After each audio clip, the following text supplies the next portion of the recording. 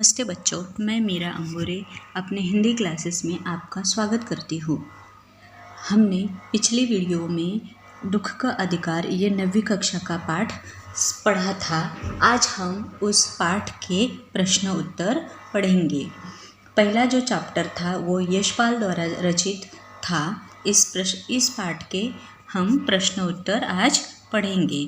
पहला प्रश्न है, निम्नलिखित प्रश्नों के उत्तर 1-2 पंक्तियों में लिखें। किसी व्यक्ति की पोशाक को देखकर हमें क्या पता चलता है? पहला प्रश्न है इसका उत्तर, किसी व्यक्ति की पोशाक को देखकर हमें समाज में उसकी हैसियत व उसके अधिकारों की अनुभूति होती है अथवा वह अमीर या गरीब है इसकी पहचान होती है। दूसरा प्रश्न है यहाँ पर, खरबूजे बेचने वाली स्त्री से कोई खरबूजे क्यों नहीं खरीद रहा था? उत्तर, उसके पुत्र के देहांत की वजह से कोई उससे खरबूजे नहीं खरीद रहा था, क्योंकि किसी की देहांत होने के बाद 13 दिन तक सूतक रहता और सूतक में कोई भी उनके घर का कोई कुछ खाता नहीं है, इसलिए खरबूजे बेचने वाली स्त्री से कोई खरबूजे नहीं खरीद रहा था। तीसरा प्रश्न है, स्त्री को देखकर लेखक को कैसा लगा? उत्तर है, स्त्री को देखकर लेखक का मन परेशान हो गया। उनके मन में उसके प्रति दया की भावना का उजागर हुआ। तो बच्चों, यहाँ पर चौथा प्रश्न देखते हैं, उस स्त्री के लड़की की मृत्यु का क्या कारण था? उत्तर, उस स्त्री का बेटा एक दिन मुंह अंधेरे खेत में से बेलों से खरबूजे चुन रहा था।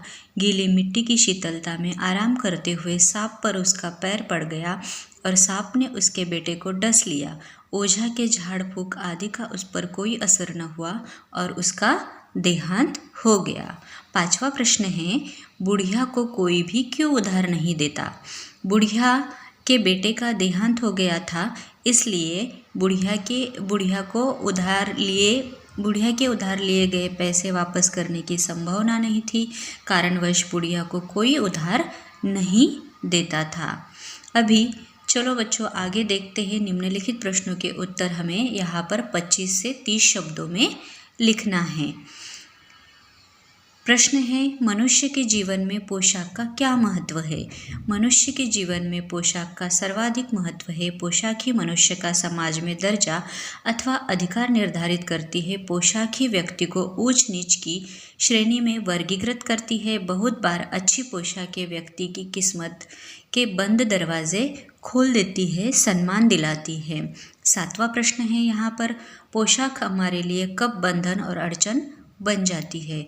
उत्तर, जब हमारे सामने कोई ऐसी स्थिति आती है कि हमें किसी दुखी व्यक्ति के साथ सांत्वना प्रकट करनी होती है, लेकिन उसे छोटा समझकर उससे बात करने में हिचकिचाते हैं, उसके साथ सांत्वना तक प्रकट नहीं कर पाते।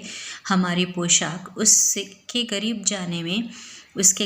जाने में तब बंधन और अड़चन बन जाती है। यहाँ पर 8वां प्रश्न है, लेखक उस स्त्री के रोने का कारण क्यों नहीं जान पाया? क्योंकि वह स्त्री सिर को घुटनों पर टिकाए हुए फपक कर रो रही थी।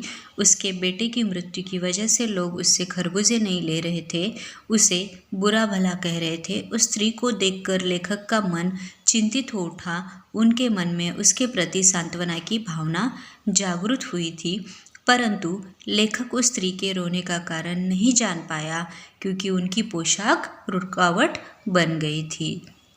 यहाँ पर 9वां प्रश्न है कि भगवाना अपने परिवार का निर्वाह कैसे करता था?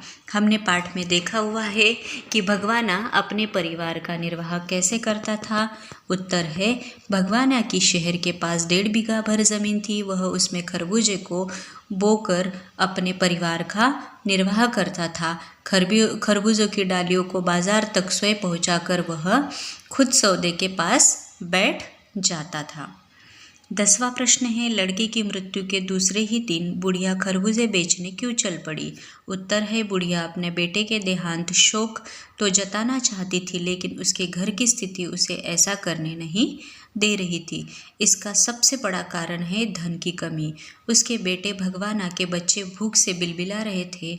बहू बीमार थी। यदि उसके पास धन होता तो वह कभी भी सूतक में खरबूजे बेचने बाजार नहीं जाती। बुढ़िया के दुख को देखकर अगला प्रश्न है 11वां, बुढ़िया के दुख को देखकर लेखक को अपने पड़ोस की संभ्रांत महिला की याद क्यों आई? उत्तर, लेखक के घर से निकट में एक संभ्रांत महिला रहती थी। उसके बेटे का भी देहांत हो गया था और बुढ़िया के बेटे का भी देहांत हो गया था, लेकिन दोनों के शोक मनाने का तरीका अलग अलग था। धन की कमी की वजह से बेटे के देहांत के अगले ही दिन बुढ़िया को बाजार में खरबूजे बेचने आना पड़ता है। वह घर बैठकर रो नहीं सकती थी, मानो उसे अपना दुख मनाने का हक ही ना था। पड़ोस के लोग उसकी मजबूरी को अनदेखा कर उस बुढ़िया को बुरा भला कहते थे, जबकि संभ्रांत महिला के पास बहुत समय था।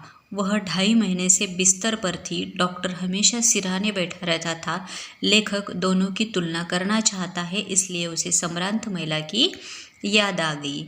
अभी देखो बच्चों, हमने अभी तक 25 से 30 शब्दों में उत्तर लिखिए में प्रश्न उत्तर देखे। अभी जो नीचे के प्रश्न हैं वह हमें 50 से 60 शब्दों में लिखने हैं। निम्नलिखित प्रश्नों के उत्तर 50 से 60 शब्दों में लिखिए। प्रश्न है, बाजार के लोग खरबूजे बेचने वाली स्त्री के बारे में क्या क्या कह रहे थे? अपने शब्दों में लिखिए। धन की कमी की वजह से बेटे के देहांत के अगले ही रोज़ बुढ़िया को खरबूजे बेचने बाजार आना पड़ता है। बाजार के लोग उसकी परिस्थिति को अनदेखा करते हुए उसे बुरा भला कहते हैं। कोई घृणा से देखकर बातें कह रहा था, कोई उसकी नीयत को कोस रहा था, कोई रोटी के टुकड़े पर जान देने वाली कहता, कोई कहता इसके लिए रिश्तों का कोई महत्व नहीं है। दुकान वाला कहता ये धर्म ईमान बिगड़कर अधर्म फैला रही है। इसका खरबूजे बेचना सामाजिक रूप से गलत है। इन दिनों उसका सामान कोई भी छूना तक नहीं चाहता था। अगला प्रश्न है 13वां, पास पड़ोस की दुकानों से पूछने पर लेखक को क्या पता चला? उत्तर है, पास पड़ोस की दुकानों से पूछने पर लेखक को जानकारी मिली कि उसका 23 वर्षीय एक जवान बेटा भी था। घर में उसकी बहू व पोता पोती भी है। बेटा शहर के पास 1.5 बीघा ज़मीन पर खेती करके निर्वाह करता था। खरबूजों की डालियों को बाजार में पहुंचाकर कभी लड़का खुद सौदे के पास बैठ जाता था तो कभी उसकी माँ बैठ जाती थी। परसों मुँह अंधेरे में से बेलों से खरबूजे चुन रहा था कि गीली मिट्टी की शीतलता में आराम करते हुए सांप पर उसका पैर पड़ गया और सांप ने उसके बेटे को डस लिया। ओझा के झाड़ फूंक आदि का उस पर कोई असर न हुआ और उसका देहांत हो गया। आगे का प्रश्न है 14वां, लड़के को बचाने के लिए बुढ़िया माँ ने क्या क्या उपाय किए? उत्तर है, लड़के को बचाने के लिए बुढ़िया ने वह सभी उपाय किए जो वह कर सकती थी। वह परेशान सी हो गई। झाड़ फूंक करवाने के लिए ओझा को ले आई। सांप का जहर निकल जाए इसलिए नाग देवता की भी पूजा की। घर में जितना आटा अनाज था वह ओझा को दे दिया, लेकिन दुर्भाग्य से बेटे को नहीं बचा सकी। आगे का प्रश्न है 15वां, लेखक ने बुढ़िया के दुख का अंदाज़ा कैसे लगाया? लेखक उस पुत्र वियोगिनी के दुख का अंदाज़ा लगाने के लिए बीते वर्ष अपने पड़ोस में पुत्र की मृत्यु से दुखी माता की बात सोचने लगा। वह संभ्रांत महिला पुत्र की मृत्यु के बाद 2.5 मास तक पलंग से उठ न सकी थी। उन्हें 15-15 मिनट बाद पुत्र वियोग के कारण बेहोश हो जाती थी।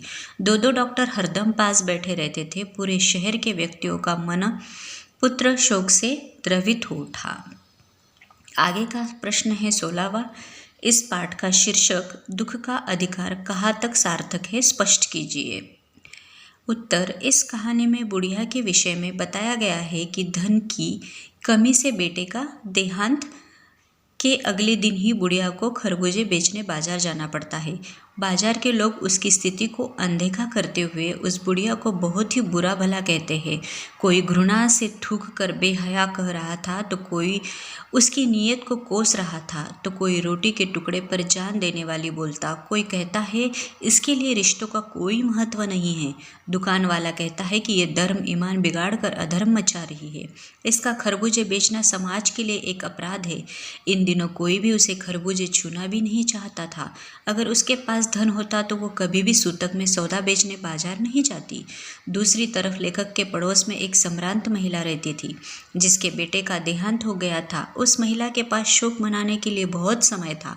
वह 2.5 महीने से बिस्तर पर थी और डॉक्टर हमेशा सिरहाने ही बैठा रहता था, लेकिन दोनों की तुलना करना चाहता था। इस कहानी से ये साफ है कि दुख मनाने का अधिकार भी उन्हीं के पास है जिनके पास धन हो।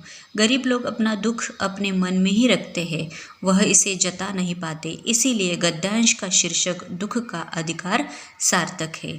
तो यहाँ पर हमने दुख का अधिकार के पाठ के प्रश्न उत्तर देखे। बच्चों, आपको मेरा ये वीडियो और ये प्रश्न उत्तर कैसे लगे मुझे कमेंट में बताइए, लाइक कीजिए, सब्सक्राइब कीजिए, शेयर कीजिए।